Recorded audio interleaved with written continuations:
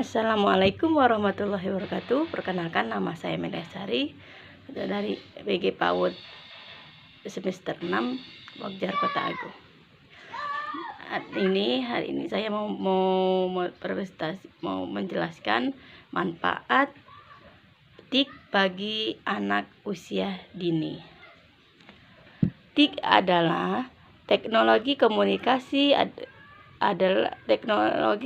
adalah segala sesuatu yang berkaitan dengan menggunakan alat bantu untuk memproses dan mentransfer data dan perangkat yang satu ke lainnya. Teknologi informasi dan komunikasi dapat diperkenalkan sejak usia dini yang disesuaikan dengan tahapan aspek perkembangan anak berdasarkan kelompok usia, prinsip dan fungsi belajar anak usia dini. Kelebihan TIK bisa diartikan sebagai manfaat pembelajaran TIK seperti peralatan untuk mendukung konstruksi pengetahuan yang mewakili gagasan pemahaman anak sebagai dasar pengetahuan, sebagai media sosial untuk mendukung pembelajaran seperti sekarang kan pembelajaran daring, anak bisa menggunakan HP, terus menggunakan gadget. Terus anak-anak sekarang kan udah sejak balita anak udah mengenal yang namanya handphone. Apalagi sekarang pandemi, anak-anak belajarnya melalui HP atau daring. Yang ketiga, sebagai sarana informasi untuk menyelidiki pengetahuan yang mendukung peserta didik dengan tujuan memberikan akses informasi dan perbandingan perspektif kepercayaan dan pandangan dunia. Terus selanjutnya sebagai mitra intelektual untuk pendukung pelajaran seperti membantu anak dalam menjelaskan apa yang anak diketahui. Guru seperti contohnya guru memberi pelajaran kepada anak-anak didiknya melalui WhatsApp, dikirim ke anak-anaknya. Terus selanjutnya sebagai sarana peningkatan mutu pendidikan. Sekarang kan harus pelajaran anak kan harus menggunakan HP atau belajar online sebagai sarana pendidikan efektif dan efisiensi proses pembelajaran, sebagai sarana permudah mencapai tujuan pendidikan. Terus manfaat TIK dalam pendidikan hendaknya mempertimbangkan karakteristik peserta didik dan tenaga kependidikan dalam keseluruhan pembuatan keputusan TIK. Pembuatan TIK hendaknya direncanakan untuk memperkuat minat dan motivasi pengguna. Keterkaitan teknologi informasi dan komunikasi atau TIK pada lingkungan pendidikan anak usia dini atau TK.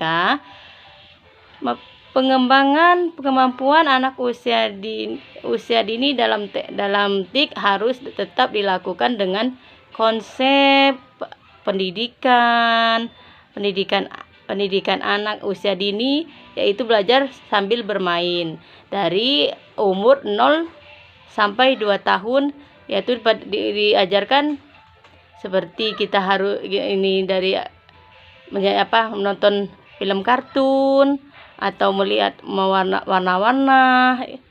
Nah, terus pembelajaran TIK pada usia anak demikian dapat melalui multimedia dengan cara diputarkan lagu-lagu anak-anak atau lagu-lagu rohani, bisa mengenalkan warna, juga dapat melalui multimedia dengan memutarkan film-film kartun anak yang tentunya mendidik anak dari sejak usia 3 sampai 4 tahun. Dalam usia 5 sampai 6 tahun, pada usia ini mengenalkan dunia TIK sesudah lebih meningkatkan pengenalan dapat berupa mengenakan perangkat keras, komputer, hardware, terus software yang bisa dilihat dan dipegang langsung oleh anak-anak. misalnya CPU, monitor, mouse, keyboard, dan printer. Pada usia 7-8 tahun, usia ini mengenakan dunia TIK, sudah mengasuh pada tingkat program interaktif, di mana anak sudah bisa berinteraksi dengan program aplikasi pembelajaran.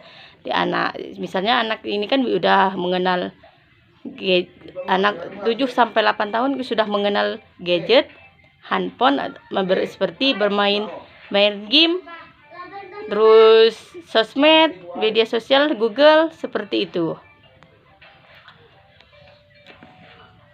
Selanjutnya, dampak positif dan negatif teknologi informasi dan komunikasi pada lingkup pendidikan anak usia dini.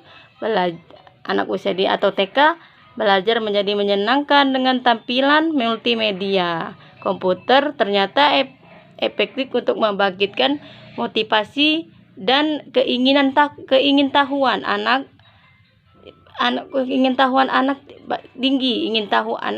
Keingintahuan pada anak itu tinggi, sehingga anak akan merasa lebih percaya diri dan bersemangat jika ia berhasil membuat proyek menggunakan media komputer. Seperti contohnya anak dikasih tugas membuat